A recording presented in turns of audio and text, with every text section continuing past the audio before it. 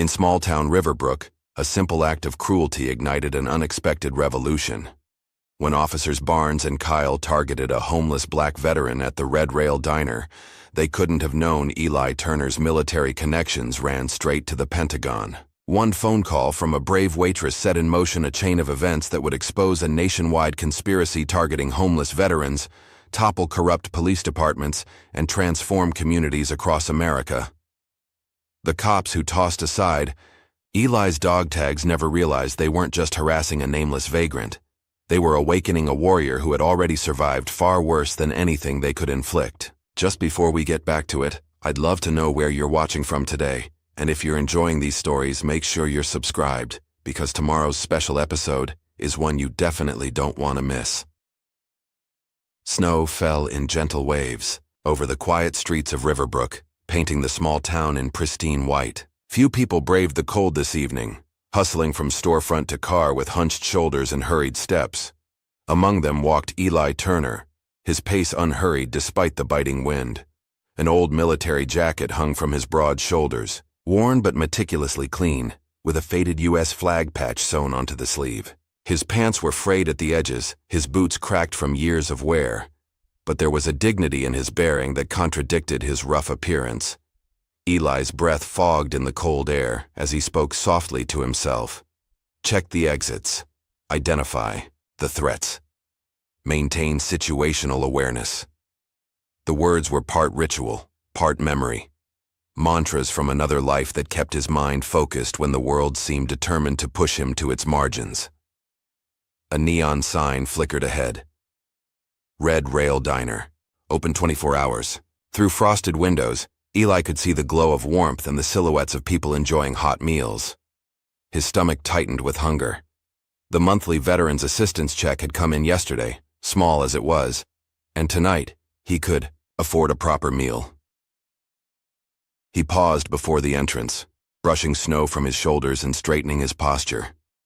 It had been 3 days since he'd been inside a proper building, 3 days of huddling in the abandoned railway station on the edge of town, keeping warm with salvaged newspapers and memories of desert heat.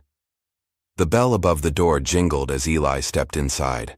The rush of warmth and the smell of coffee and grilled food enveloped him. For a moment he closed his eyes, savoring the sensation. When he opened them again, the diner had fallen silent. Conversations paused mid-sentence. Forks hovered above plates. Eyes darted toward him, then quickly away. A young mother pulled her child closer. An elderly man glanced nervously at his wallet on the table and slipped it into his pocket. Eli had seen this before, too many times. He chose an empty stool at the counter, one with clear sight lines to both the front door and the kitchen exit. Old habits. Just passing through, he murmured to no one in particular. Just looking for a hot meal. Rachel Miller had been working at the Red Rail for almost 2 years now, saving for community college while trying to support her younger brother through his rookie year at the police academy. At 23, she'd seen enough to know the signs of the down and out. But something about this man's eyes, clear, alert, and somehow ancient, made her hesitate.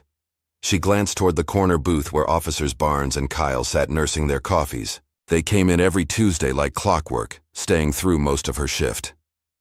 Barnes caught her gaze and raised an eyebrow, nodding subtly toward Eli. Rachel steadied her hands and approached the counter. "Can I get you something, sir?" she asked, sliding a menu toward Eli. "Coffee, please. Black." His voice was deep but gentle, unexpectedly articulate. "And whatever's the special today, if it's not too much trouble, ma'am." Ma'am, not honey or sweetheart like most of the regulars called her. Rachel found herself smiling slightly as she poured his coffee. "Meatloaf with mashed potatoes and gravy," she said. "Comes with green beans and a roll." "That sounds perfect. Thank you." Eli wrapped his calloused hands around the warm mug. "Been a while since I had a home-cooked meal." From the corner booth, Officer Kyle snickered loudly. "Dumpster diving doesn't count as dining out, huh?" he said, voice pitched just loud enough to carry across the diner. Officer Barnes chuckled and added, "Better keep the silverware count, Rachel. And check the bathroom after he leaves. These bums always shoot up when they get inside somewhere warm." Eli didn't turn around. He kept his eyes on his coffee, his expression unchanged, save for a slight tightening around his eyes. Rachel felt her face grow hot with embarrassment, but years of customer service had trained her to keep smiling, to pretend she hadn't heard. "I'll put that order right in," she said to Eli, turning toward the kitchen. "Thank you, ma'am," Eli repeated, his voice still steady. Officer Kyle stood up, stretching ostentatiously before sauntering to the counter. He was in his mid-30s, with a linebacker's build gone slightly soft, and a perpetual smirk that Rachel had always found unsettling. His partner Barnes followed a step behind, thinner, sharper, with cold eyes that missed nothing. "Hey, Rachel." Kyle leaned against the counter, deliberately taking the stool next to Eli. "How's that brother of yours doing at the academy? Still planning to join the force?" "He's doing great," Rachel answered, keeping her voice neutral. "Top of his class in marksmanship." "Good man," Kyle nodded. "We need good officers, ones who understand what it takes to keep a community safe." He turned his head slightly, looking at Eli's profile. "You know what that means, right? Keeping the dangerous elements off the streets. The druggies, the panhandlers, the so-called vets who use their service as an excuse to beg and harass honest citizens." Eli took a slow sip of his coffee. "You'd be surprised," Barnes added, taking the stool on Eli's other side, effectively boxing him in. "How many of these homeless heroes never saw a day of actual combat? But they sure know how to work the system, don't they, Kyle?" "Damn right," Kyle agreed. "Real soldiers come home, get jobs, and contribute to society, not like these parasites." Rachel returned with Eli's food, setting the plate in front of him with hands that trembled slightly. "Can I get you gentlemen anything else?"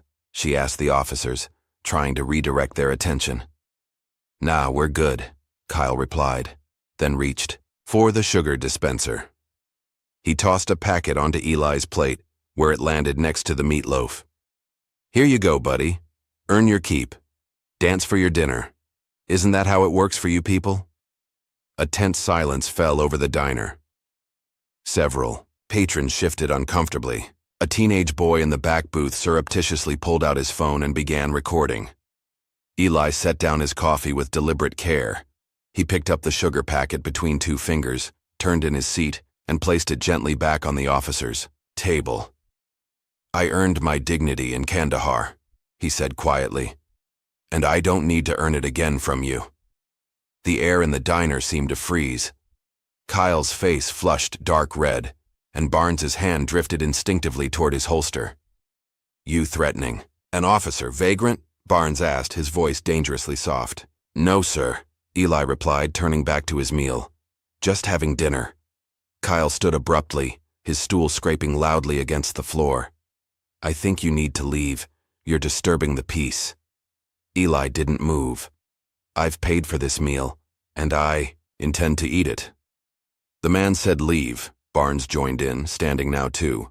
"Or are you refusing to comply with a lawful order?" Rachel stepped forward. "Officers, please.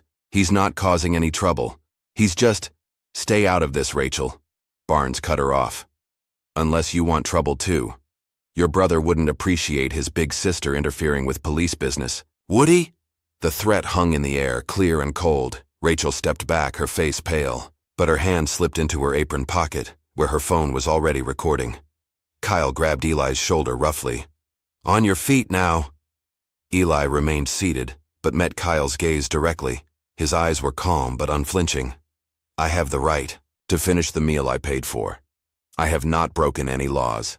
Disturbing the peace, refusing to comply with an officer, threatening behavior," Barnes listed off. "That's 3 strikes, buddy." Around the diner, more phones had appeared. Silent witnesses to the escalating scene. No one spoke, no one intervened. 3 tours in Afghanistan, Eli said evenly. 2 Purple Hearts, a Silver Star, and I can't even eat dinner in peace in the country I served. Kyle yanked Eli's arm hard, nearly pulling him off the stool. "Save the sob story for someone who cares. Hero." As the officers began to forcibly remove him, Eli looked directly at Rachel. His expression was resigned, but determined. "If something happens to me," he said clearly, ensuring she could hear, "call General Whitaker at the Pentagon. Tell him Eli Turner is in trouble." Rachel's eyes widened. Was this homeless man delusional? Did he really think he had connections at the Pentagon? Barnes laughed harshly. Yeah, and I've got the president on speed dial. Let's go, Turner. They dragged Eli toward the door, his feet barely touching the ground. He didn't resist, didn't struggle, but maintained his dignity even as they manhandled him through the diner. Back to your meals, folks, Kyle called over his shoulder. Just taking out the trash. The diner's door swung open, letting in a blast of cold air. Rachel hurried after them, staying in the doorway as they dragged Eli across the parking lot and slammed him against their patrol car with unnecessary force. Eli grunted in pain, but remained silent as they roughly patted him down.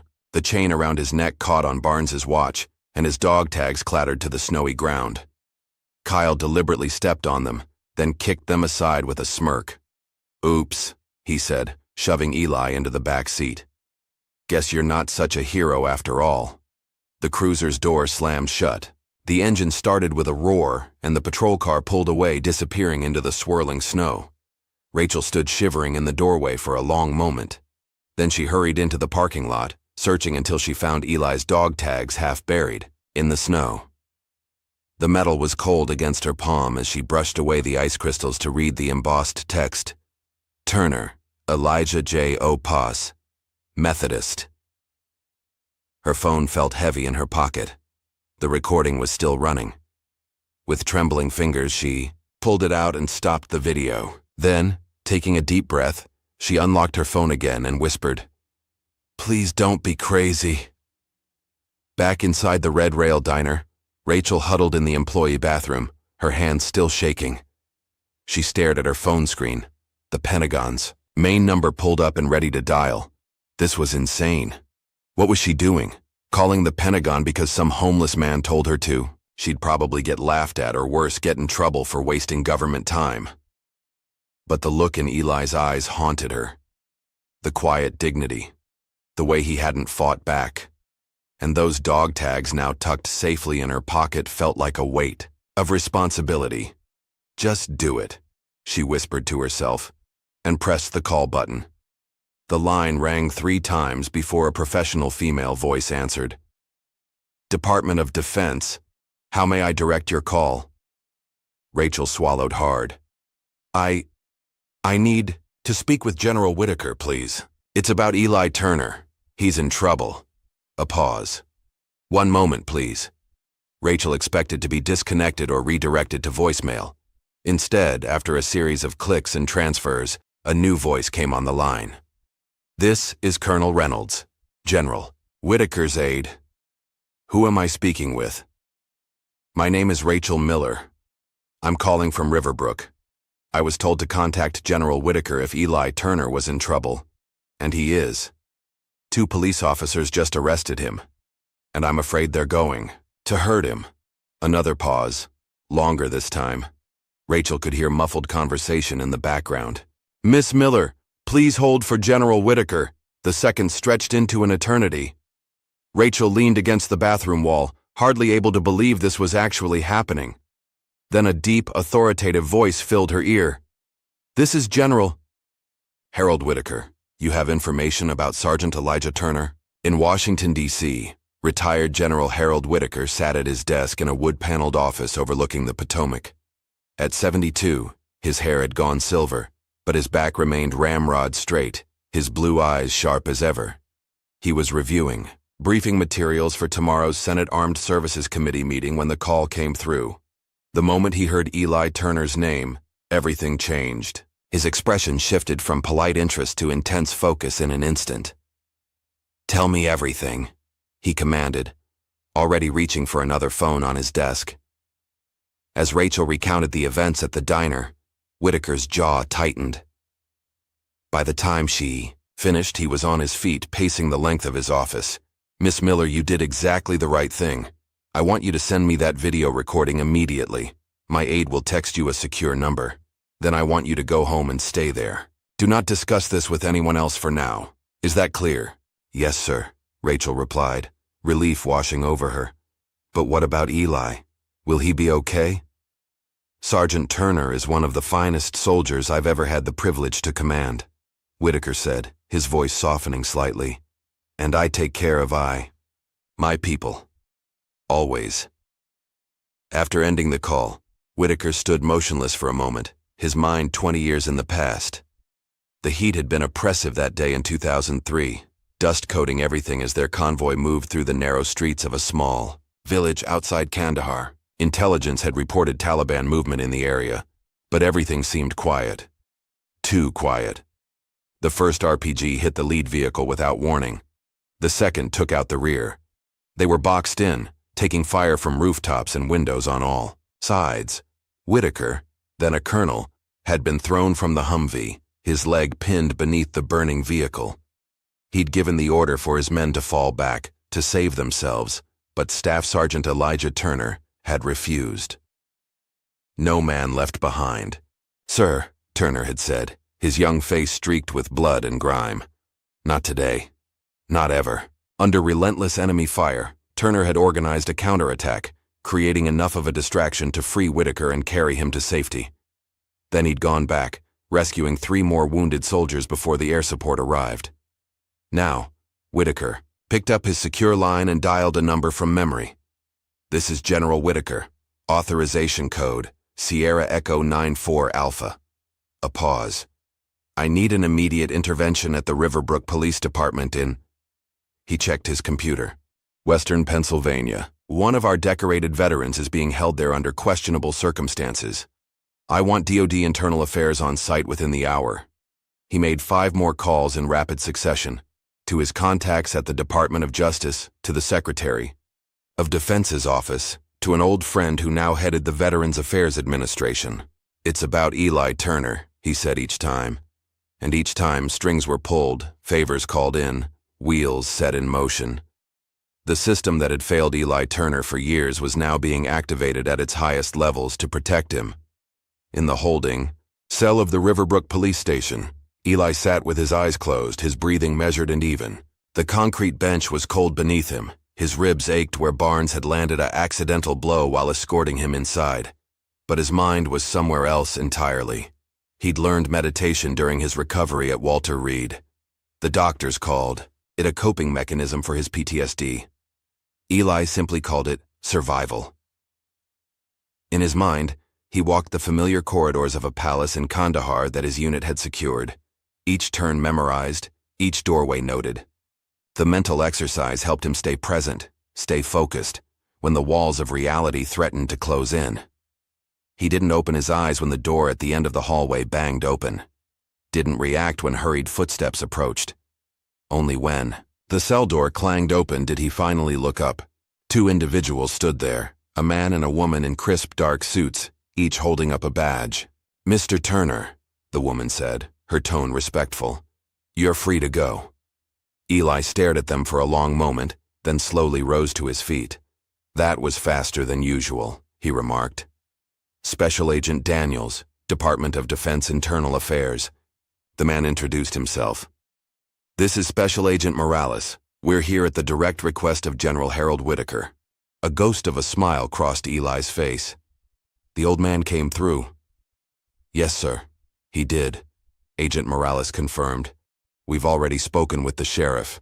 You're being released immediately, with all charges dropped." They led Eli through the station, past the booking desk where Officer Barnes was arguing heatedly with the sheriff. "This is bullshit," Barnes was saying.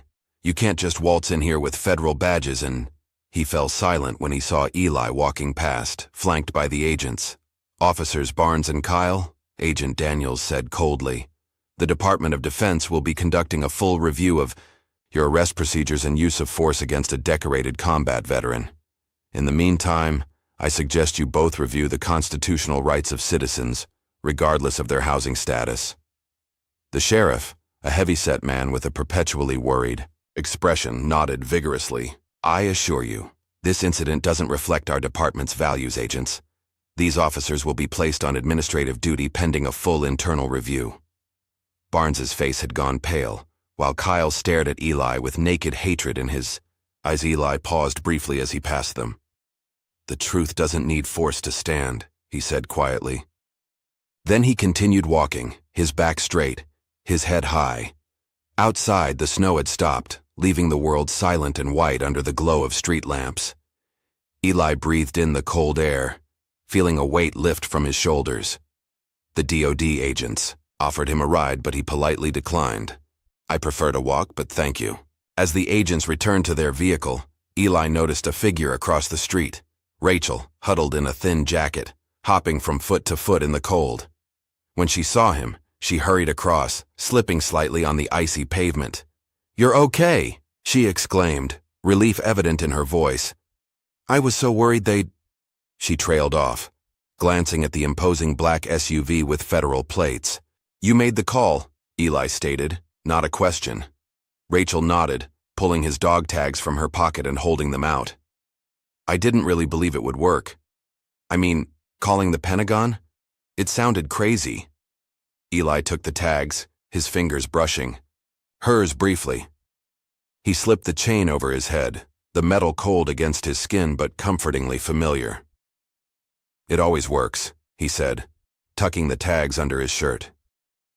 "Truth scares cowards. And General Whitaker always keeps his promises." "Who is he?" Rachel asked. "How does a general at the Pentagon know you by name?" Eli looked up at the night sky, where stars were beginning to appear between breaking clouds. "That's a long story," he said, "and not one for tonight." "Where will you go?" Rachel wrapped her arms around herself, shivering in the cold. "I have a place," Eli assured her. "Don't worry about me, but thank you for making the call, for believing me." Rachel hesitated, then reached into her bag and pulled out a paper-wrapped package. "Your dinner," she explained. "You never got to finish it. I had the cook wrap it up for you." Eli accepted the package with a nod of gratitude. Kindness is rare these days. Remember that. With that, he turned and walked away, his silhouette growing smaller against the snowy landscape. Rachel watched until he disappeared around a corner, then slowly made her way home, wondering what she had just set in motion. In Washington, General Whitaker was on his final call of the evening. "Ava, it's your godfather." "Uncle Harry?" Ava Washington's voice was warm with affection. "This is a surprise. It's not even my birthday.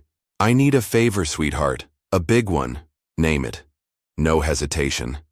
"I need you to help an old friend. His name's Eli Turner, and he's in a storm." Ava, a driven civil rights attorney who had made a name for herself taking on police brutality cases, sat up straighter in her chair. "What kind of storm?" "The kind that needs someone with your particular skills to navigate," Whitaker replied. "Pack a bag. I'm sending a car for you in an hour. You know I have court tomorrow. This is more important. This man saved my life, Ava, and now it's our turn to save his." There was a brief silence on the line, then, "I'll be ready." As Whitaker hung up, he looked at the photograph on his desk. Himself, much younger, standing beside Eli Turner and their unit in Afghanistan. Brothers in arms. "Hang in there, Sergeant," he murmured. "The cavalry's on its way."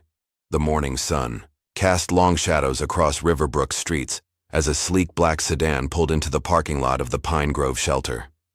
The worn brick building had once been a textile factory before being converted into a temporary haven for those without homes. 3 days had passed since the incident at the Red Rail Diner, and while the local police had gone unusually quiet, tension hung in the air like the threat of an approaching storm. Ava Washington stepped out of the car, her tailored navy suit and confident stride marking her immediately as an outsider. At 34, she'd built a reputation as one of the most formidable civil rights attorneys on the East Coast, specializing in cases of police misconduct. The daughter of a judge and goddaughter to General Whitaker, she moved through the world with the assurance of someone who knew exactly where she belonged. Inside the shelter's common room, Eli sat alone at a corner table, a steaming cup of coffee between his hands. His eyes tracked Ava the moment she entered, assessing her with the quiet vigilance that had kept him alive through 3 tours in Afghanistan and 5 years on the streets. "Mr. Turner," Ava approached, extending her hand. "I'm Ava Washington. General Whitaker sent me." Eli regarded her for a long moment before accepting the handshake. The general's moving fast. Usually takes the military a decade to respond to anything. A hint of a smile touched Ava's lips. "Harry, General Whitaker, said you might be resistant to help. He also said you're too smart to turn it down when you need it." "I've been handling my own problems for a long time, Ms. Washington," Eli replied, gesturing to the empty chair across from him. "Not sure what a fancy lawyer from D.C. can do about small-town cops with attitudes." Ava set her briefcase on the table and took a seat. "Those small-town cops with attitudes violated your civil rights, Mr. Turner, and based on what I've started digging up, you're not their first victim." She leaned forward, her voice dropping. "This isn't just about what happened to you at that diner. This is about a pattern of abuse that's been going on in this town for years." Eli's expression remained impassive, but something flickered in his eyes. A spark of the same righteous anger that had driven him to rescue Whitaker under enemy fire all those years ago. "I'm not looking to start a war," he said quietly. "With all due respect, Mr. Turner," Ava replied. "The war already started. You just happened to be on the front line." After a moment, Eli nodded almost imperceptibly. "What do you need from me?" "For starters, your full story. And then I need to meet the waitress who recorded the incident." An hour later, Rachel nervously handed over her phone to Ava in the back booth of a coffee shop 3 towns over. She'd been jumpy since making the call to the Pentagon, convinced that Officers Barnes and Kyle would somehow discover her role in Eli's release. "I have the full video from my phone," Rachel explained, her voice barely above a whisper. "And I went back to the diner the next morning and downloaded a copy of the security footage too. My friend Mark works there and has access to the system." Ava raised an eyebrow, impressed. "That was smart thinking." "I kept thinking about what would have happened if I hadn't made that call," Rachel admitted. "What they might have done to him in that cell when no one was watching." She twisted a paper napkin between her fingers. "My brother Jameson is at the police academy. He wanted to be a cop to help people. I always thought, I never realized." "Most officers do want to help," Eli said gently. "It's the ones who want power you have to watch for." Ava spent the afternoon reviewing the footage, making notes, and building the foundation of a legal kiritu. By evening, she had started digging into the records of Officers Barnes and Kyle. "Multiple use-of-force complaints," she told Eli as they sat in her motel room, papers spread across the bed. "All dismissed. No disciplinary action taken." She held up a list. "And these are just the ones that were formally filed. I'm betting there are dozens more that never made it to paper." Eli nodded grimly. "People without homes learn quickly that the system rarely works in their favor. What's strange is that several complainants mysteriously disappeared or recanted," Ava continued, frowning at her notes. "One man, Lloyd Jenkins, filed a brutality complaint against Officer Kyle last year. 2 days later, he withdrew it, claiming he'd been confused. A week after that, he apparently left town. No forwarding address. Or they made him disappear," Eli suggested quietly. Ava looked up sharply. "That's a serious accusation." "I've been on Riverbrook streets for 2 years, Ms. Washington. I've seen people vanish before. Ones who made too much noise caused too much trouble." He shrugged. "Official story is always the same. They moved on, found better opportunities elsewhere. But when a man leaves behind his only possessions, his medication, he's not leaving by choice." As the evening deepened into night, Eli reluctantly shared his own backstory with Ava. His voice remained steady, but the pain behind his words was palpable. "Sarah and I had been married 3 years when she got sick. Pancreatic cancer. Aggressive. The VA kept losing her paperwork, delaying treatments due to administrative errors. By the time they sorted it out." He trailed off, staring out the window at the darkness. "After the funeral, I couldn't focus. Missed mortgage payments. The bank was quick enough then. No administrative errors when they wanted their money. Some company I'd never heard of bought the loan, and suddenly the payments doubled. Predatory lending," Ava murmured, making notes. "Maybe. Doesn't matter now. Lost the house. Lost my job when I couldn't get to work anymore. PTSD episodes got worse. And here we are." Eli spread his hands. "Just another homeless vet with a hard luck story." "Except you're not just another anything, Mr. Turner," Ava said firmly. "You're the man who saved General Whitaker's life, and now we're going to save yours." The next morning, as Ava continued her investigation, she uncovered something disturbing. A pattern emerged from email records she'd obtained through legal channels, references to a group called the Shieldmen. It seems to be some kind of network within the police department, she explained to Eli and Rachel over lunch. Officers who operate outside normal protocols under the guise of protecting the community from undesirable elements. Rachel paled. That sounds like something from a bad movie. Unfortunately, it's all too real, Ava replied. And based on these communications, both Barnes and Kyle are members, along with at least 6 other officers in the department, including Captain Broderick, who heads the Internal Affairs Division. The fox guarding the henhouse, Eli muttered. Throughout the afternoon, Ava interviewed other unhoused individuals in Riverbrook. Their stories painted a disturbing picture: systematic harassment, unexplained injuries during arrests, belongings lost while in custody, and in several cases, people being transported miles outside town limits and abandoned in the middle of the night. They call it helping them move on to better opportunities. An elderly man named Frank explained, his weathered face a map of deep lines and old scars. Happened to my buddy Thomas last winter. They picked him up for loitering outside the library. Next thing I know, they drop him 20 miles out with no coat in a snowstorm. Found him 3 days later, frozen to death in a drainage ditch. Each story added another piece to the puzzle. The Shieldmen weren't just corrupt cops. They were conducting a deliberate campaign to rid Riverbrook of anyone they deemed unworthy. When Ava attempted to file a formal complaint with the district attorney's office, she hit an unexpected wall.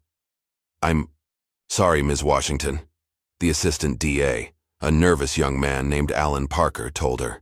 "But I can't accept these documents without proper authorization from local law enforcement."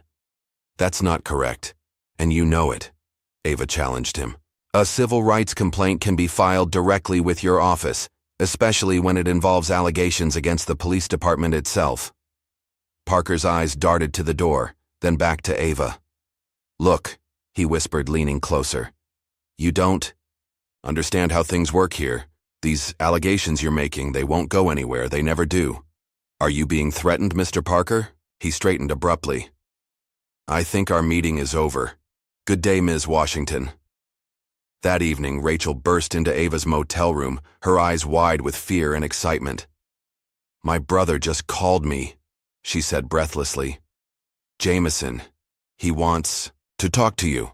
He says he knows things about Barnes and Kyle, things that could help your case."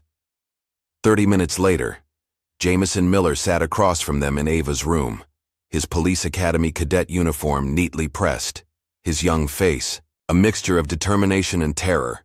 "Barnes beat a man to death 3 years ago," he said without preamble. "A homeless guy with schizophrenia who was having an episode outside the convenience store on Maple. They said he attacked Barnes, but the store owner's statement didn't match the official report." "How do you know this?" Ava asked, recording the conversation with Jameson's permission. "Captain Broderick uses these stories as training examples for cadets from Riverbrook," Jameson explained. "Unofficial sessions, off the record. He calls it the real education, how to write reports that protect the department while serving justice. That's how he phrases it." "And the dead man's name?" Ava asked.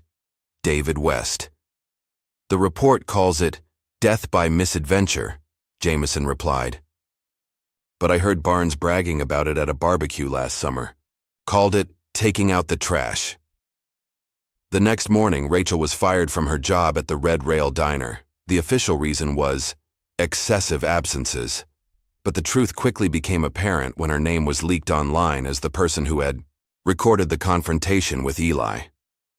Local social media exploded with accusations. Rachel was anti-police, a traitor to the community, someone who sided with vagrants over law enforcement. Death threats filled her inbox. Someone threw a brick through her apartment window with a note. "Cop haters get what they deserve."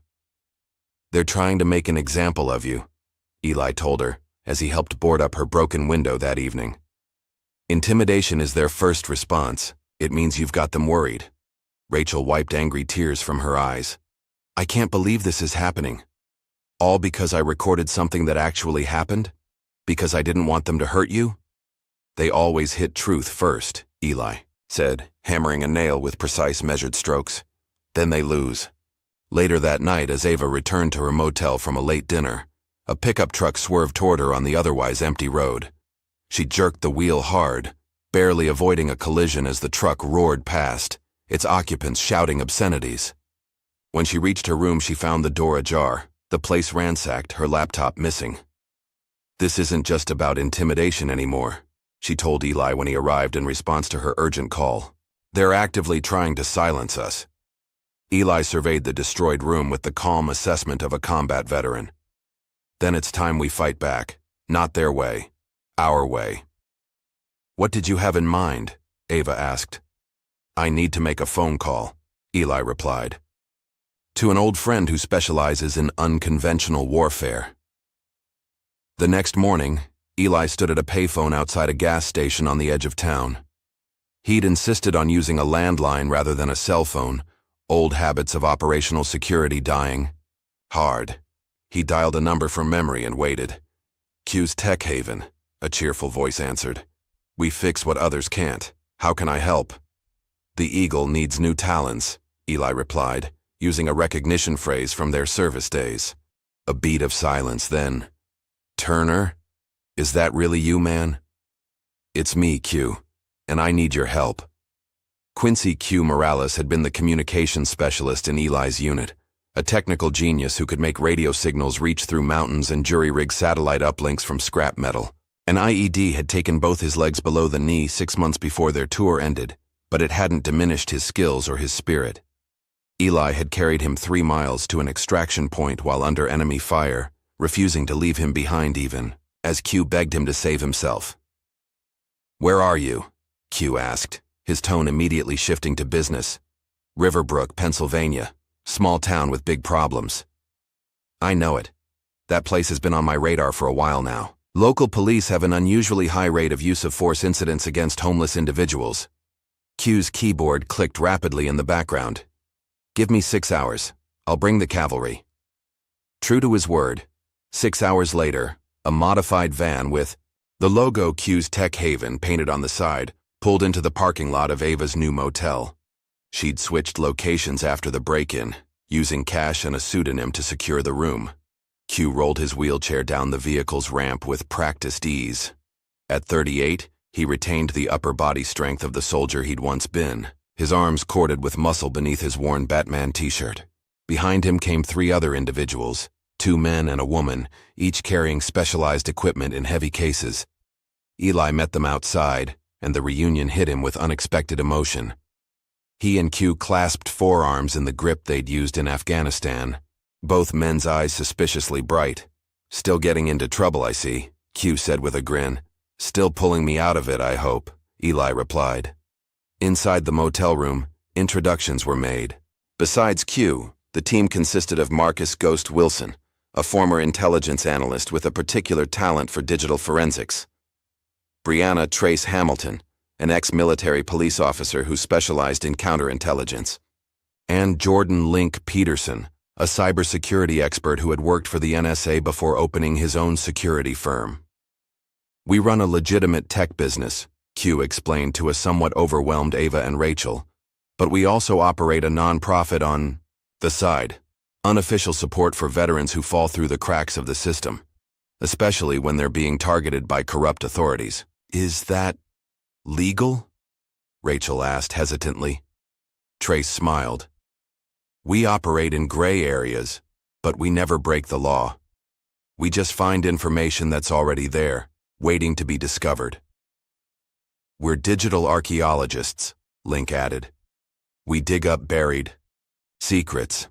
And in my experience," Ava said, her legal mind quickly adapting to the new allies, "evidence is admissible regardless of how embarrassing it might be for the perpetrators, as long as it was legally obtained." "Exactly," Q nodded. "Now, let's talk strategy." Within hours, Q's team had converted the motel room into a command center. Multiple laptops were networked together, specialized equipment monitored police band radio, and Ghost had even managed to tap into the traffic camera feed covering most of downtown Riverbrook. First priority is establishing secure communications, Q explained, as he handed out encrypted phones to everyone. These can't be tracked or tapped. Use them exclusively from now on. Second, Trace continued, we need to map the network of corruption. Who's connected to whom? Who gives the orders? Who carries them out? And third, Link added, we follow the money. Corruption this systematic usually has financial motives somewhere in the chain. As the technical team set up their equipment, Eli brought Rachel aside. This might get dangerous, he warned her. You don't have to stay involved. Rachel straightened her shoulders. They threatened me, destroyed my reputation, and tried to run Ms. Washington off the road. I'm already involved and I'm not backing down now. Eli nodded, recognizing the same determination he'd seen in young soldiers facing their first combat mission. Just be careful. These people play dirty. Over the next 3 days, Q's team worked tirelessly, piecing together the digital footprint of the Shieldmen. They intercepted emails, analyzed police reports, and cross-referenced incidents against official records.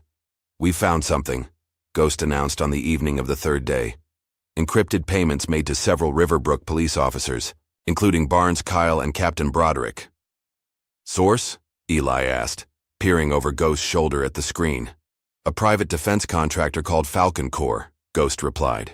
They've been making regular transfers through a series of shell companies. The amounts range from $2,000 to $5,000 per month depending on the officer's rank.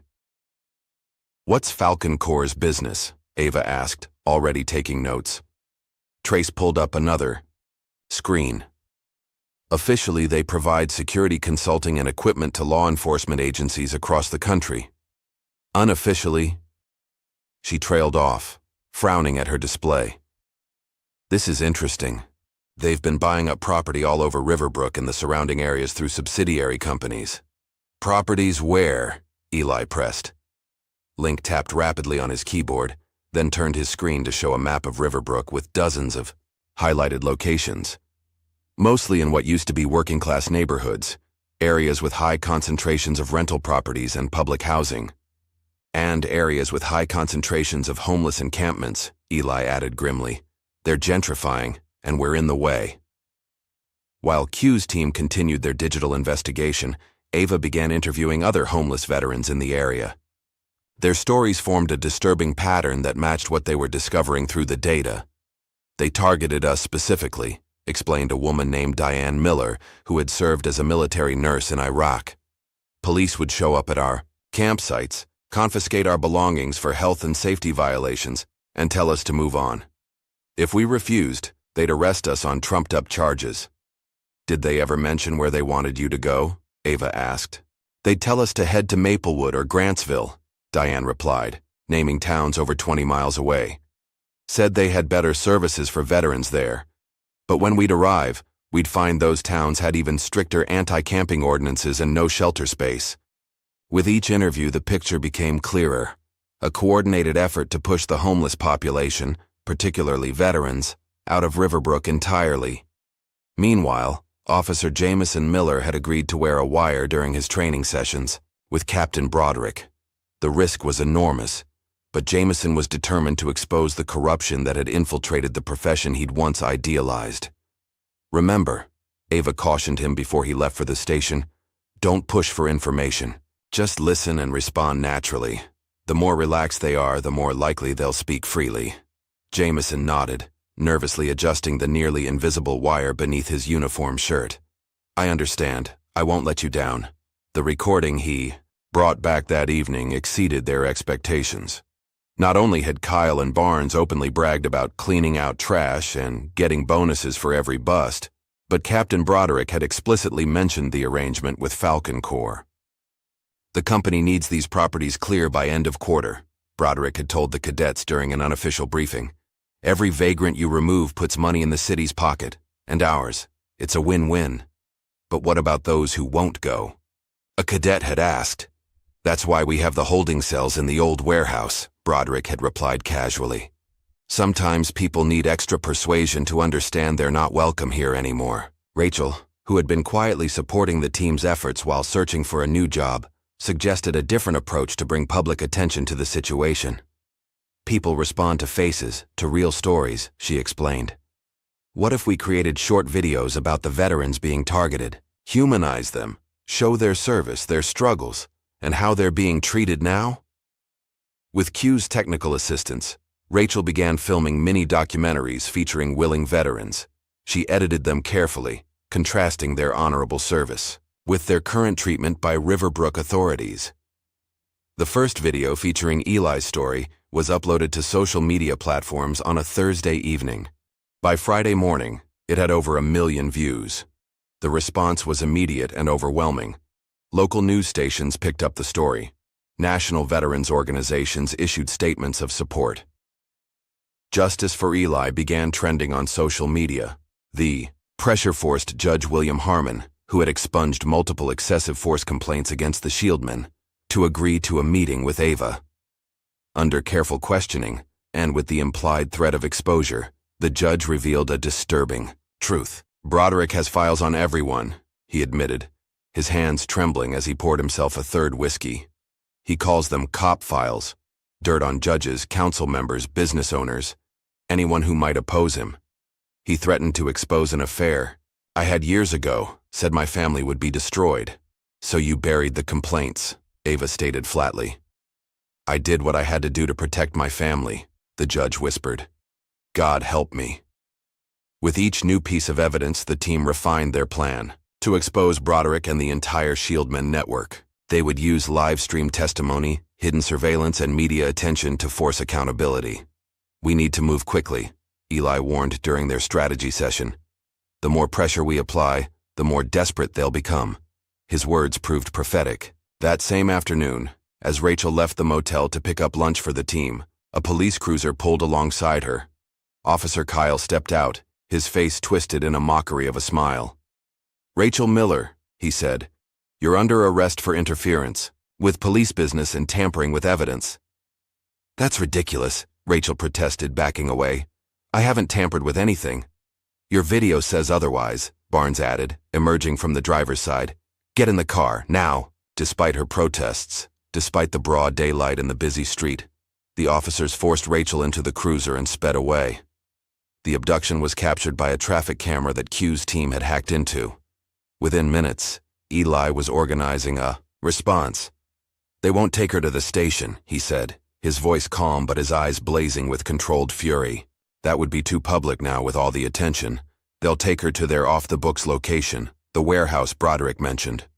Using the city's camera network, Q's team tracked the cruiser's movements to an abandoned industrial area on the outskirts of town.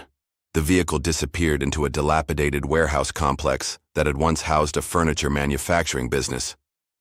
I need 4 volunteers, Eli said, his military training taking over as he formulated a rescue plan. Former combat veterans preferred. This is going to be dangerous, but we do this by the book. No weapons, no excessive force. Our job is extraction only. Get Rachel out safely. Within an hour, Eli had assembled a team of 5 veterans, each with specialized skills from their military service. They approached the warehouse complex from different directions, using hand signals and encrypted radio communications to coordinate their movements. Using thermal imaging equipment borrowed from Q's tech arsenal, they located 2 heat signatures in a small outbuilding, one seated and stationary, likely Rachel, and one moving around the confined space, presumably a guard. Eli led the approach, moving with the silent precision that had made him a legendary squad leader in Afghanistan. At his signal, 2 veterans created a diversion at the main entrance, while Eli and the remaining 2 approached the outbuilding from the rear. The lock on the door was simple, quickly defeated by one of Eli's team. Inside, they found Rachel tied to a chair, a bruise forming on her cheek but otherwise unharmed. Officer Barnes sat nearby, seemingly waiting for further instructions. The officer reached for his weapon, but Eli moved faster. With a single, precise strike, the same technique he'd used to disarm insurgents in close-quarter combat, he knocked Barnes unconscious. Are you hurt? Eli asked Rachel as he quickly untied her restraints. She shook her head, adrenaline and relief making her voice tremble. I'm okay. They were waiting for Broderick to arrive. They kept asking about the evidence we've collected, They helped her to her feet. Rachel pulled a small recording device from her shoe. I never stopped recording, she said with a shaky smile. Not since they grabbed me. Eli's team melted away from the warehouse complex as quickly as they had arrived, leaving Barnes unconscious but unharmed. By the time police reinforcements arrived in response to the disturbance at the main entrance, Rachel was safely back at the motel, surrounded by the team and already reviewing the damning audio she'd captured. They admitted everything, she said, her voice steadier now as determination replaced fear. Kyle said, and I quote, "No one's gonna believe a junkie or some homeless war freak. We bury people like that." Ava's expression was grim, but satisfied, as she listened to the recording.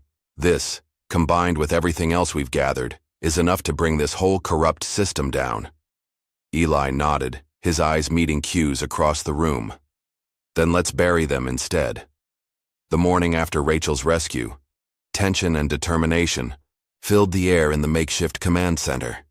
Eli sat quietly in a corner, watching as Q's team huddled around a laptop, the audio file from Rachel's recording playing for the third time. No one's gonna believe a junkie or some homeless war freak. We bury people like that. Kyle's voice, clear and unmistakable, echoed through the room.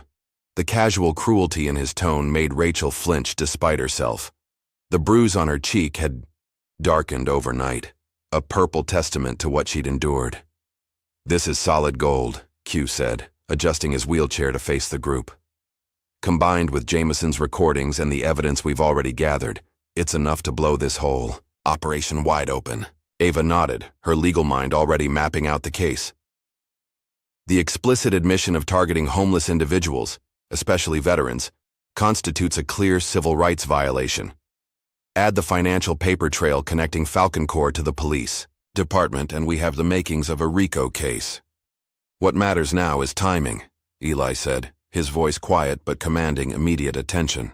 We need to move before they realize how much we know. The team worked through the morning, analyzing the data they'd collected. By early afternoon, Ghost emerged from his digital excavation with a breakthrough. I've cracked into a hidden server, he announced, waving the others over to his screen. It contains the entire vagrant suppression initiative dating back 3 years. Internal memos, officer evaluations based on removal quotas, payouts from Falcon Corps. It's all here. Trace leaned closer, scanning the files. This goes beyond. Riverbrook, look at these distribution lists. Multiple towns, coordinated efforts, Shieldmen chapters embedded in police departments across 3 counties. It's a nationwide scandal waiting to erupt, Ava breathed, scrolling through page after page of damning evidence. They've been systematically targeting minorities, veterans, and activists under the guise of community stability, and Falcon Corps has been funding it all. But why? Rachel asked, still trying to process the scale of the corruption. Why would a defense contractor care about homeless people in small towns? Property values, Eli answered grimly. Look at the development plans in these files. Falcon Corps' subsidiary companies have been buying up properties in cleaned areas at bargain prices, then flipping them for massive profits once the undesirable elements are gone. The revelation hit Rachel hard. She'd witnessed the changing face of her hometown over the past few years, coffee shops replacing diners, luxury condos rising where affordable housing once stood, but had never connected it to the increasing aggression toward the homeless community. My brother was part of this, she said, her voice breaking slightly. He must have known. As if summoned by her words, there was a knock at the door. Q quickly switched the monitors to an innocuous screen while Eli moved to answer it, one hand, discreetly reaching for the knife at his ankle. It was Jameson, still in his cadet uniform, but with dark circles under his eyes and a haunted expression on his young face. I need to talk to my sister, he said without preamble. Rachel stepped forward, crossing her arms defensively. What is it? Not here, Jameson replied, glancing nervously at the others. Privately. Eli shook his head slightly. Anything you need to say to Rachel, you can say in front of all of us. We've all earned that trust. After a tense moment, Jameson's shoulders slumped. I'm sorry, he said, looking directly at Rachel. I should have spoken up sooner. I knew, not everything, but enough. Enough to know it was wrong. Then why didn't you? Rachel demanded. The hurt in her voice unmistakable. Jameson's eyes dropped to the floor. I was recruited right out of the academy by Broderick. He said I had potential, that I could go far if I understood how things really worked. His voice trembled slightly. Then he showed me a file. Pictures of you, your apartment, your daily schedule. He said, "Your career starts with loyalty. Cross us and your family pays the price." The room fell silent as his words sank in.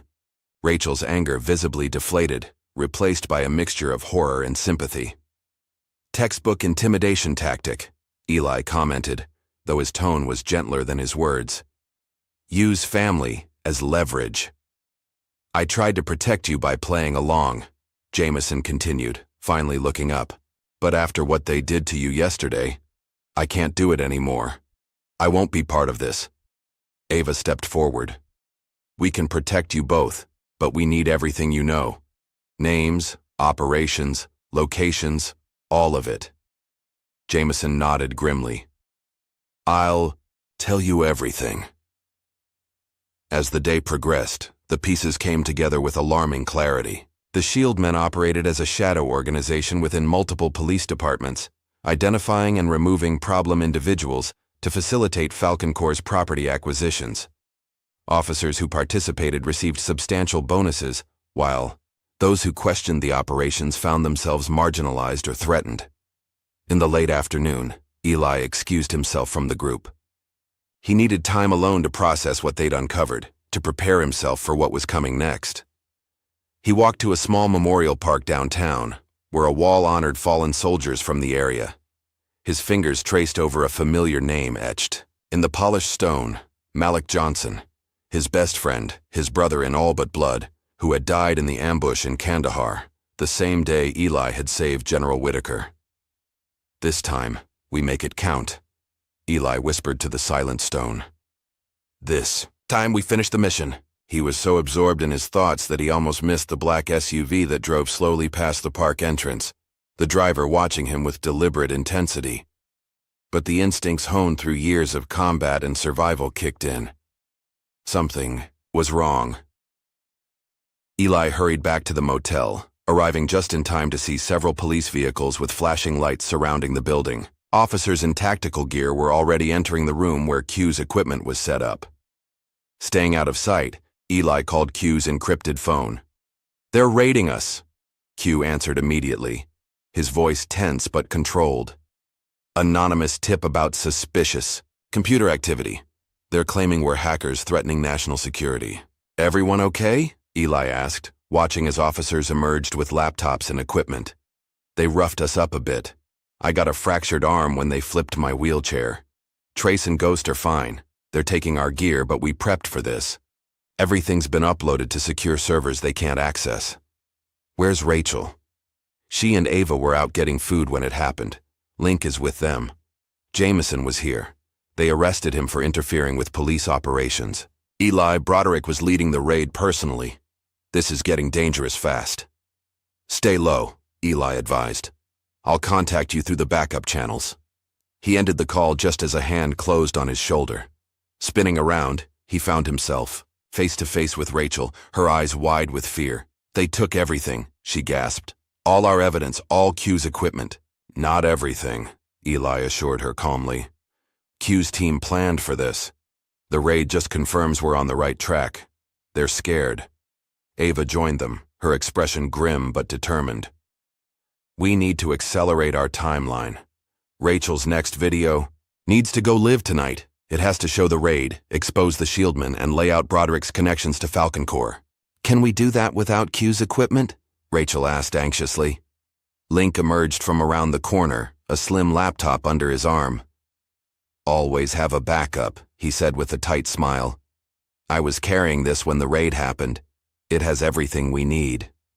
That night, working from a new location, a vacant apartment owned by one of Eli's veteran contacts, they finalized and uploaded Rachel's most powerful video yet. It detailed the raid, explained the Shieldmen's operations, and included edited, portions of the audio recordings that exposed Broderick's illegal activities. The public response was immediate and overwhelming. By morning, the video had gone viral, with millions of views and thousands of shares. Justice for Eli began trending nationally.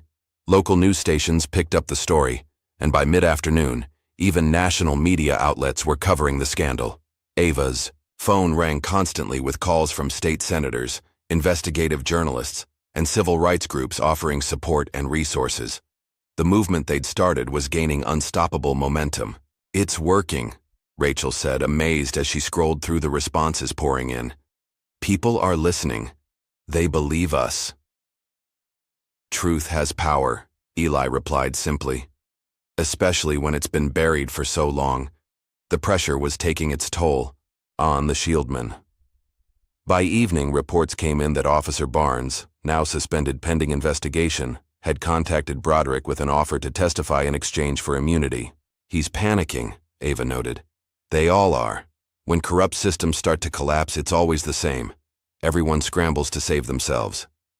Eli nodded, but his expression remained troubled. "Which makes them more dangerous than ever. Broderick won't go down without a fight, and he'll eliminate anyone he sees as a threat." As if confirming his words, Q called with disturbing news. Barnes had been found dead in an alley behind the police station, an apparent drug overdose according to the preliminary report. "Convenient timing," Q remarked darkly.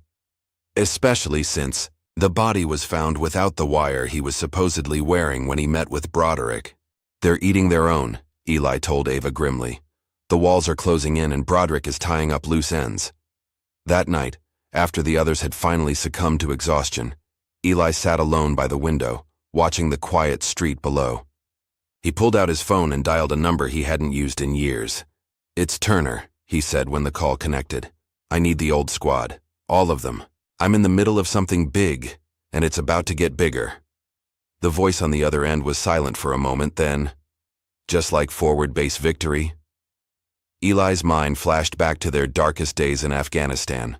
Surrounded, outgunned, but refusing to surrender. "Exactly like that," he confirmed. "We need eyes, ears, and boots on the ground, and we need them now." "Consider it done," the voice replied. "The old squad is coming." 3 days later, Ava stood at a podium in Riverbrook's community center, addressing a packed hall of citizens, reporters, and cameras, live streaming to a national audience. The town hall meeting she'd organized had drawn far more attention than anyone had anticipated, with people lining the walls and spilling out into the parking lot. "Today, we give voice to those who have been silenced," she began, her confident tone carrying to every corner of the room. "Today, we shine light on a darkness that has been allowed to grow within our justice system." In the front row sat Eli, Rachel, and Jameson, along with several other victims of the Shieldmen's targeting. Q and his team managed the technical aspects of the event from a control room they'd set up in the back. Over the past weeks, we have uncovered evidence of systematic civil rights violations against homeless individuals, particularly veterans, in Riverbrook and surrounding communities, Ava continued. "This isn't about isolated incidents or a few bad officers. This is about an organized effort to criminalize poverty for the financial benefit of private interests." As she spoke, screens behind her displayed documents, emails, and financial records, all carefully selected to build an irrefutable case against the Shieldmen and Falcon Corps. Across town, Captain Broderick held his own hastily assembled press conference on the steps of the police station. Flanked by several officers, including Kyle, he presented a united front of righteous indignation. "These outrageous accusations are nothing more than an attack on law enforcement integrity," he declared to the small gathering of local reporters. "Elijah Turner is a dangerous, unstable vagrant with delusions of grandeur, manipulating public sympathy with false claims and doctored evidence." But Broderick's audience was dwindling by the minute, as reporters received alerts about the bombshell testimonies being delivered at Ava's town hall. One by one, they slipped away to cover the bigger story, leaving Broderick shouting his denials to an increasingly empty space. Back at the community center, Rachel took the podium, her voice steady despite her nervousness. "I grew up in Riverbrook. I've worked at the Red Rail Diner since I was 19. I always believed our police were here to protect all of us." She touched the faded bruise on her cheek. But when I saw Officers Barnes and Kyle assault a man for simply existing in a public space, when I heard them mock his military service, when they threatened me for trying to help him, I couldn't stay silent anymore. Jameson followed, his cadet uniform replaced by civilian clothes, his young face solemn with responsibility. I joined the academy because I wanted to serve my community, he began. Instead, I was taught how to target the vulnerable, how to falsify reports, how to be part of a system that valued property over people. His voice broke slightly. I'm ashamed of my silence, but I refuse to be silent anymore. One by one, victims shared their stories. A mother whose teenage son had been beaten by Kyle for sitting on a bench outside their apartment complex after curfew. An elderly veteran forced to abandon his meager possessions when officers threatened him with arrest for illegal camping. A small business owner pressured to call police any time a homeless person lingered near his store. Each testimony built upon the last, creating a devastating portrait of systematic abuse and corruption. Finally, it was Eli's turn to speak. He approached the podium slowly, his posture military straight despite the weight of scrutiny. For a moment, he simply looked out at the crowd, his eyes finding each face, establishing a connection that television cameras couldn't capture. My name is Elijah Turner, he began, his deep voice cutting through the silence. I served 3 tours in Afghanistan as a staff sergeant in the United States Army. I received 2 Purple Hearts and a Silver Star for actions in combat. I watched friends die defending the freedoms we all cherish. He paused, letting his words settle. When I came home, my wife was diagnosed with cancer. The VA lost her paperwork. Administrative errors, they called it. By the time they sorted it out, she was gone. I lost my house to predatory lenders. I lost my job when the PTSD made it impossible to function in a corporate environment. And when I had nowhere else to go, I became invisible, except to those who saw me as a problem to be eliminated.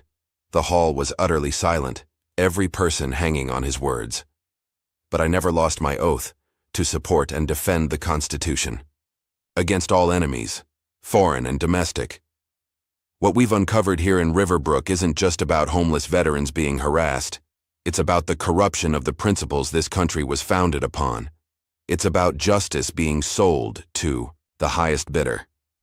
As Eli continued his powerful testimony, Q's team executed the final phase of their plan.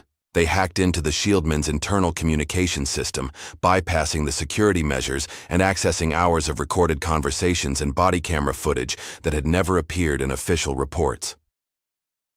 On giant screens throughout the hall, and on the live stream being watched by millions across the country, damning footage began to play. Kyle and Barnes using racial slurs while discussing vagrant removal, Broderick instructing officers on how to clean house before Falcon Corps inspections, officers laughing about planting evidence on troublesome homeless to ensure longer jail sentences. The audience gasped collectively. Several people began to weep. Others shouted in anger. In that moment, the Shieldmen's facade of respectability shattered beyond repair. By that evening, the Department of Justice had officially announced a federal investigation into the Riverbrook Police Department and the Shieldmen Network. Whistleblowers were offered immunity in exchange for cooperation. Ava worked tirelessly to ensure Jameson would be protected under these provisions. The local sheriff, desperate to distance himself from the scandal, placed Captain Broderick and Officer Kyle on administrative leave pending the outcome of the investigation. But by then, Broderick had already gone underground. He's running, Q informed the team as they gathered in their new headquarters, a small office above a veteran-owned coffee shop downtown. Our sources spotted him withdrawing large amounts of cash from 3 different banks yesterday. He's preparing to disappear. Can we track him? Ava asked, the legal prosecutor and her unwilling to let Broderick escape justice. We're trying, Link replied, gesturing to his monitors where surveillance programs tracked credit card activities and traffic camera footage. But he's being careful, using burner phones, cash only, staying off main roads. Eli exchanged a look with Q. He'll contact Falcon Corps, Eli predicted. He has too much dirt on them to be left hanging. He'll demand an escape route in exchange for his silence. But will they help him? Rachel wondered. Or cut their losses? Her question was answered the next morning when Officer Barnes was found, dead in an alley behind a bar frequented by police officers. The official story claimed an overdose, but when Ava's team arrived at the scene, they discovered his police wire was missing, and the positioning of the body suggested he had been moved after death. This wasn't an overdose, Eli stated flatly, after examining the scene. This was a hit. Barnes was going to talk and someone made sure he couldn't. Falcon Corps cutting their losses, Q agreed grimly. Broderick's next if they can find him. The team redoubled their efforts to locate Broderick before either Falcon Corps operatives or federal agents could reach him. Eli knew that Broderick's testimony would be crucial to exposing the full extent of the corruption and potentially to saving other lives targeted by the Shield men. It was at this critical juncture that reinforcements arrived. Samir, Wrench, Taleb pulled up outside their headquarters in a modified van filled with surveillance equipment. A master mechanic and drone technician during his service, Wrench had an uncanny ability to build or fix anything with moving parts. Deshaun, Echo. Rivers arrived next, his rental car unremarkable but his skills extraordinary. As the unit's intelligence and reconnaissance specialist, Echo could blend into any environment, extract information from the most reluctant sources, and disappear without leaving a trace. Finally, Clarissa Doc Holloway appeared carrying 2 large medical bags and the calm competence that had made her an exceptional combat medic. Now a trauma counselor specializing in PTSD, Doc brought both physical and psychological expertise to the team. The reunion of Eli's former squad was brief, but emotional. Tight hugs, firm handshakes, and the wordless communication of those who had faced death together. No explanations were needed. They had come because Eli had called, and that was enough. "Sit, Rep?" Echo asked, immediately shifting to operational mode. Eli laid out the situation with military precision. The corruption they'd uncovered, the evidence they'd gathered, the targets they were tracking, and the immediate objective of locating Broderick before he either escaped or became another accidental casualty. "We'll need full surveillance coverage," Eli continued. "Wrench, can you get eyes in the sky?" Wrench grinned, patting a custom case beside him. "Got 3 drones ready to deploy. High-altitude thermal imaging, encrypted feeds. Nothing moves in this town without us seeing it. Echo, I need you to tap your contacts in the private security world. Falcon Corps has to be using local assets for cleanup operations." Echo nodded. "Already on it. Got 2 names from old Blackwater buddies who've gone corporate. They're operating out of a motel on the north side. Doc, we may have casualties. Both Rachel and Q have already been targeted. We need medical support on standby." "I've got everything, from bandages to battlefield surgery," Doc assured him. "And I've set up connections with trusted medical staff at the county hospital if we need more." "And I've been coordinating with my legal team in D.C., Ava added. "We have federal prosecutors standing by, and witness protection arrangements. For anyone who needs it." Together, they transformed the small town into a fortress of truth and resistance. Veterans from surrounding communities, inspired by Eli's story and Rachel's videos, volunteered to serve as security for key witnesses. Local business owners, once afraid to speak out, now openly displayed support for the investigation. A network of safe houses was established. Communication protocols were implemented. The community that had once looked away from injustice was now actively working to expose it.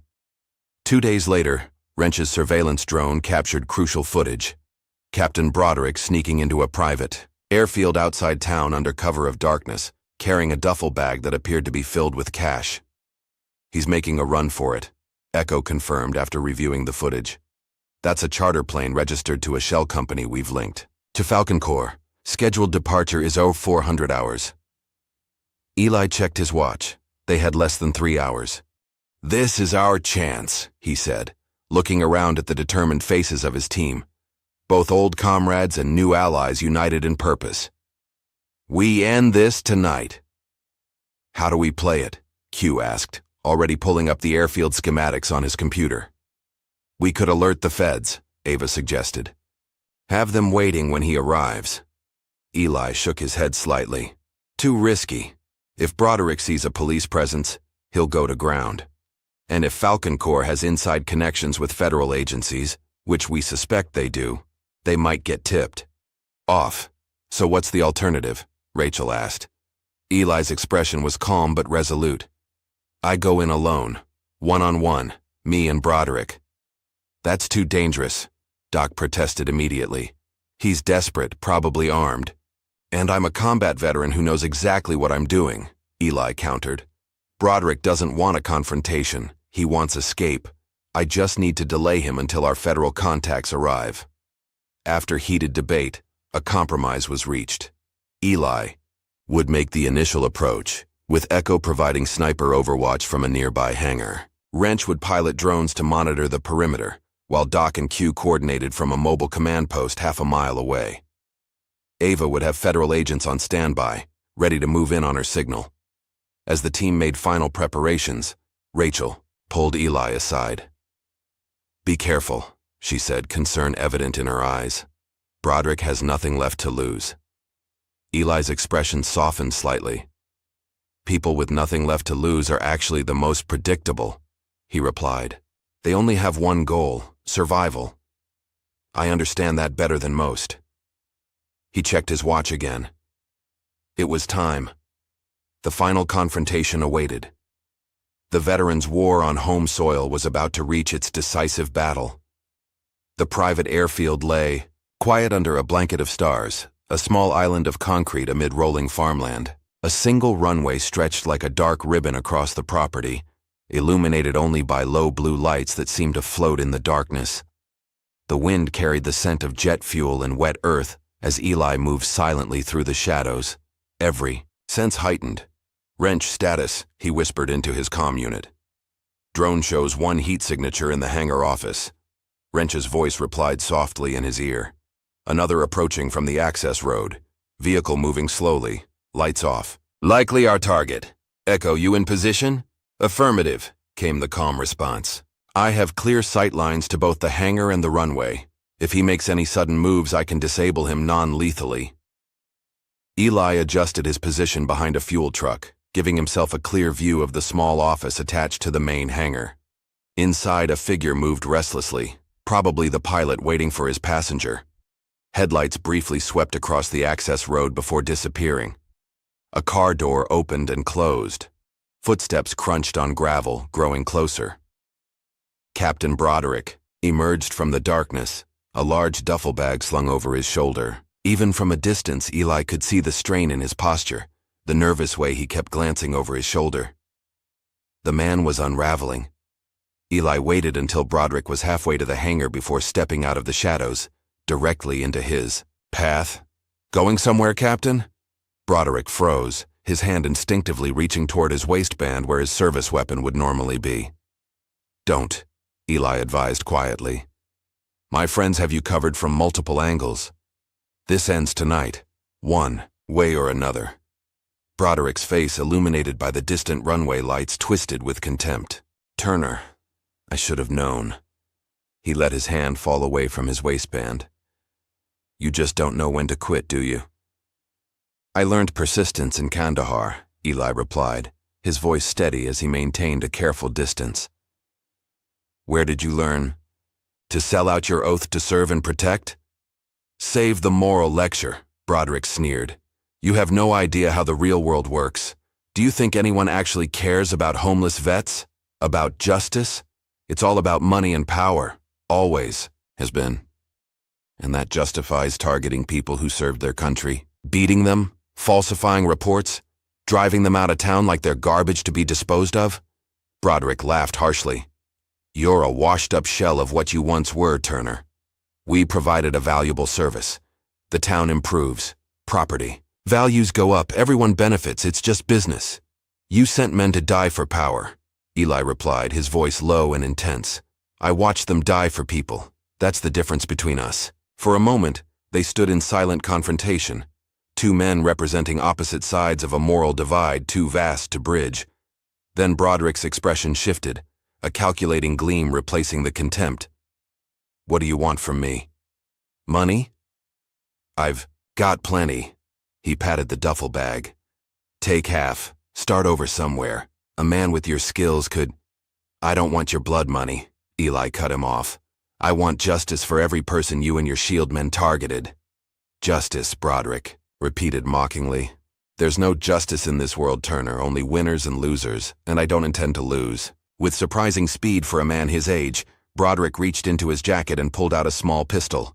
But before he could aim, floodlights suddenly illuminated the airfield, temporarily blinding both men. Federal agents, drop your weapon, a voice commanded through a loudspeaker. In the confusion, Broderick swung his gun toward Eli, desperation overtaking reason. Echo's shot rang out from his position, precise, controlled, hitting Broderick's shoulder.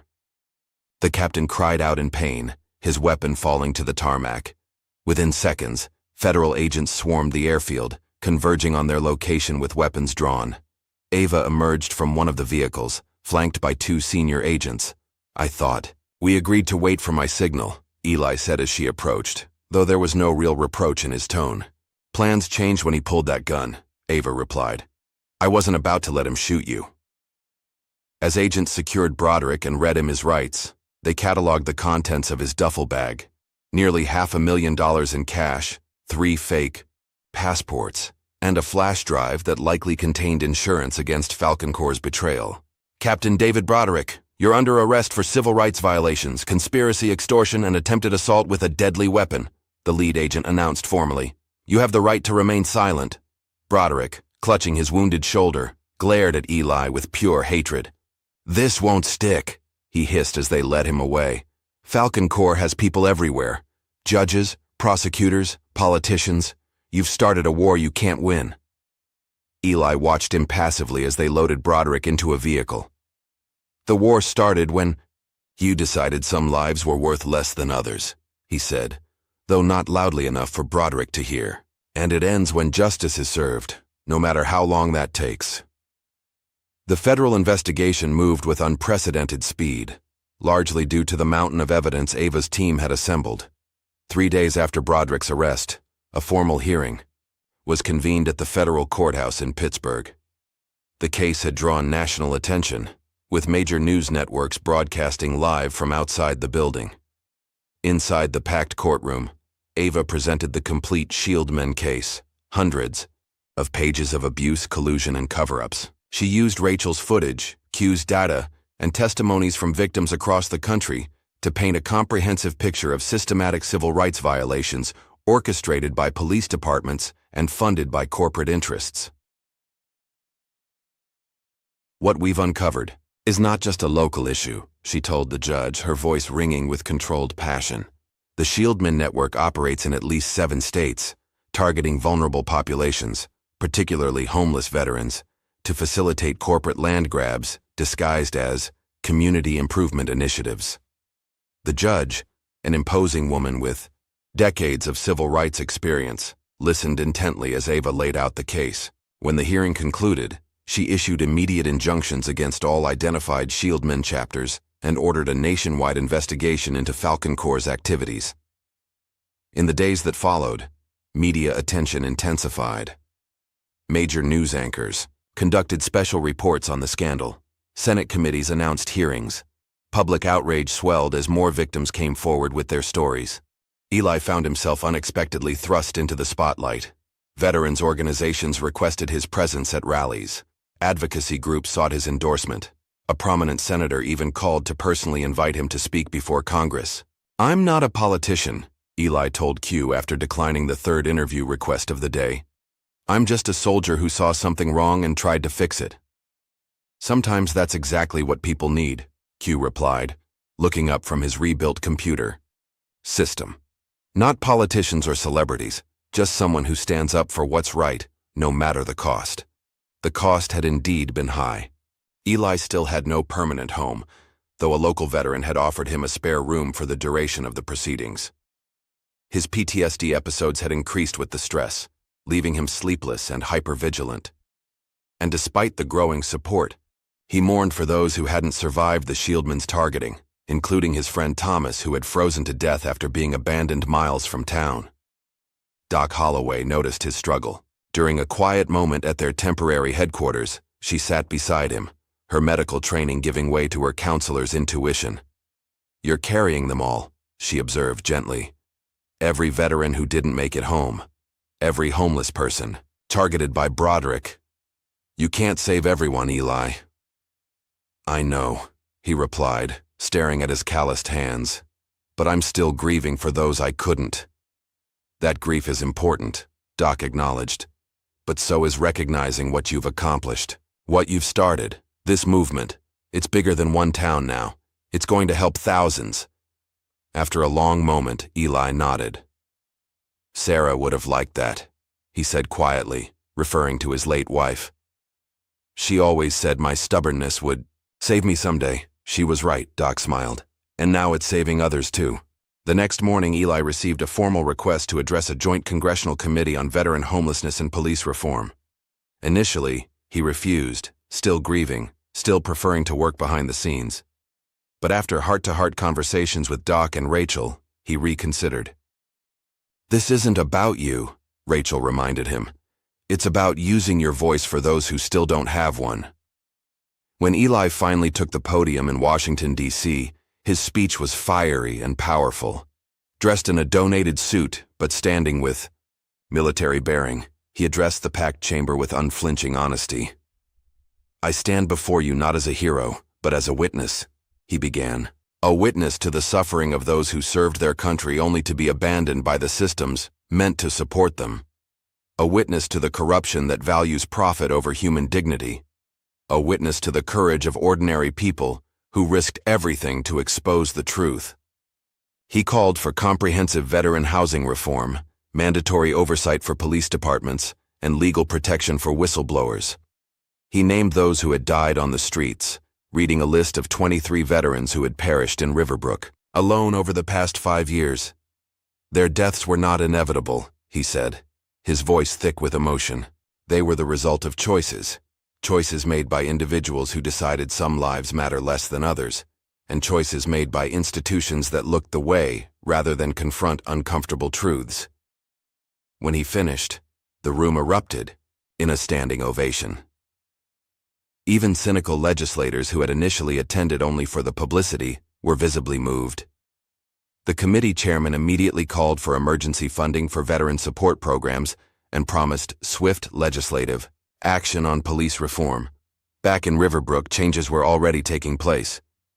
The Red Rail Diner reopened under new management, the previous owner having been implicated in collaborating with the Shieldmen to report homeless disturbances. Rachel was offered her old job back, but she had found her calling elsewhere. I'm opening a non-profit cafe, she told Eli during a video call, her excitement palpable even through the screen. We'll employ homeless veterans, provide job training, and serve as a community hub for support services. Would you help me paint the walls when you get back? Eli smiled, a rare, genuine expression that transformed his weathered face.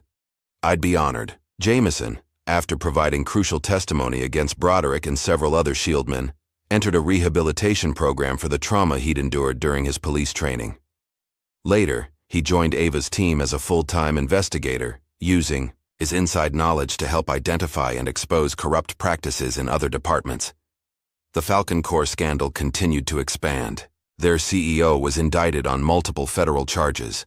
Their stock plummeted as investors fled. Class action lawsuits were filed on behalf of communities targeted by their gentrification schemes. And throughout it all, the movement that had begun, with a confrontation at a small-town diner, continued to grow. A grassroots campaign for dignity, justice, and second chances that transcended political divisions and united people across the country. One evening, exactly 6 months after the incident at the Red Rail Diner, Eli walked through the same snowy street where his story had begun. But now, instead of the worn military jacket and frayed pants, he wore a sharp charcoal suit donated by a veterans support group. His posture was upright, his gaze clear, his steps purposeful. As he passed a young homeless veteran huddled in a doorway, a man recently returned from overseas, still shell-shocked and disoriented, Eli paused. He knelt beside the young man, meeting his eyes with understanding few others could offer. I've been where you are, he said softly, extending his hand. And I can show you a way forward if you're willing to take it. 1 year after Eli Turner first walked into the Red Rail Diner, Riverbrook had transformed. The small town that had once systematically persecuted its homeless population now stood as a national model for veteran support and community integration. Large crowd gathered in the morning sunshine for the dedication of the Turner Veterans Community Center, a renovated factory building that now housed transitional apartments, mental health services, job training facilities, and a medical clinic specifically designed for veterans' needs. Q led the ceremony from his wheelchair, his health fully restored after the injuries sustained during the police raid. Children from the center's after-school program surrounded him, wearing T-shirts emblazoned with Veterans for Justice across the front. Today we celebrate not just a building, Q addressed the assembled crowd, but the birth of a movement. A year ago, one man refused to be silenced. Today, thousands stand with him, demanding dignity and justice for those who served. In the front row sat General Whitaker, now serving as a special advisor to the President's Commission on Veteran Homelessness. Beside him, Ava smiled proudly, her work on the Shieldmen case having culminated in landmark legislation named the Dignity Act, providing unprecedented protections for homeless individuals nationwide.